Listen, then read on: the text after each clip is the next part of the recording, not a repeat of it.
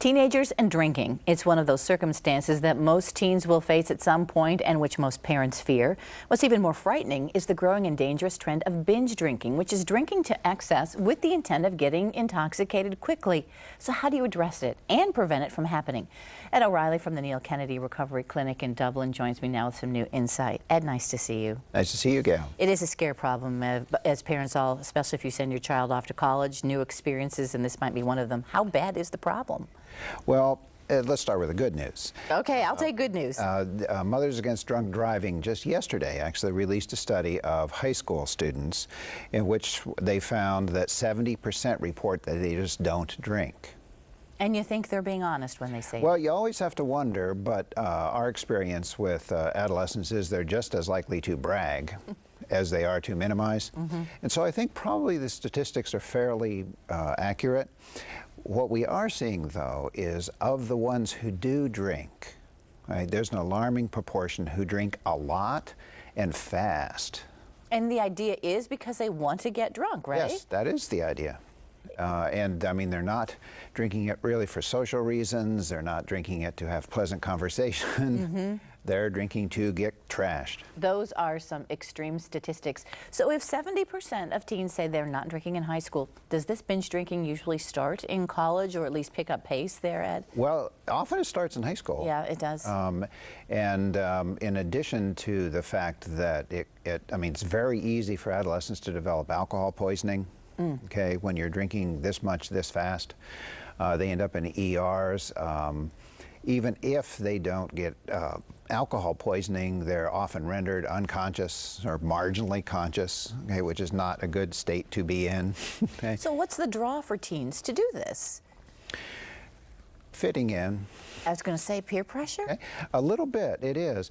But what happens with the old approach of even that we tried with adults with marginal success of know when to say when, the problem is teens are naturally more impulsive than adults.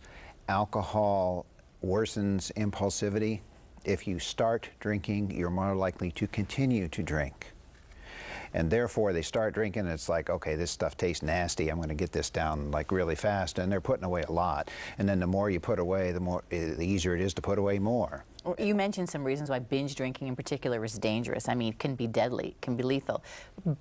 Can binge drinking also lead in longer terms to alcoholism quicker? Oh, absolutely. I mean, if you survive binge drinking and you do it on any kind of a regular basis. Now, I will say the statistics that were up that were scary were based on people who reported ever doing that, okay, not regularly doing that. So we hope that it's maybe once, twice that we're getting this. And some of those statistics are kind of like, well, you got deathly sick. You may have even been taken to the ER and had your stomach pumped. I mean, things can happen. And hopefully it's a learning experience, but sometimes it's not. And sometimes it's like, oh, well. But we'll try it again. Yeah, as long as you don't end up on YouTube. You know, that may be another dissuader, though, if they find themselves in that predicament. Yes. Can parents, if the child's away at college especially, isn't it harder for parents to identify if this is happening to their adolescent, their teenager? Oh, it absolutely is. I mean, distance and lack of communication will do it. So even when they're living in your household, communication remains the key. Okay? And to go back to the 70% of kids report not drinking, let's assume that's exaggerated and it's only, I don't know, 55% or 60%, okay? Still, that's the majority of kids, okay, are not doing it. So the message to get out is, no, it's not the norm and everybody isn't doing it. Don't fall prey to that as a parent. Yes, exactly. You do have programs for teens who develop either binge drinking or other alcohol issues. Yes, absolutely we do. And the illegal drugs tend to get a lot of the press, but alcohol does remain a very significant issue for teens, and we do have extensive programming. Basically, you can do intensive outpatient programming after school. It doesn't have to necessarily interfere with schooling. That's all good. This is the Neil Kennedy Recovery Clinic, where folks can give you a call for those answers, and we hope that parents do and look for some of those signs. Yes.